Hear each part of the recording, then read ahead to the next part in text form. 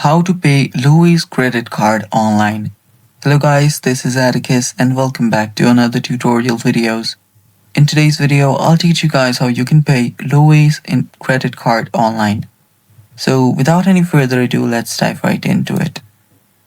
First step, simply search for pay Lowe's credit card online, and there you'll find different websites on that.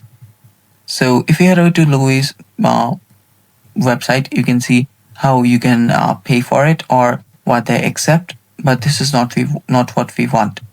So if you scroll down, you'll find a website called your Toso, this one right here. So if you head over to this website allows you to pay your Lowe's credit card bill. So here you can choose which card you want to pay for. So if it's a Visa card, choose that. If it's a credit card, choose that. Then simply type in the amount here. Let's say it's $500. So after you type that in, tap on PayPal. You will need to sign in into your account, but yeah, you can pay the bill from here. And that's basically how you do it. And that's all for today's video. Thanks for watching. Stay tuned for more upcoming videos and bye-bye.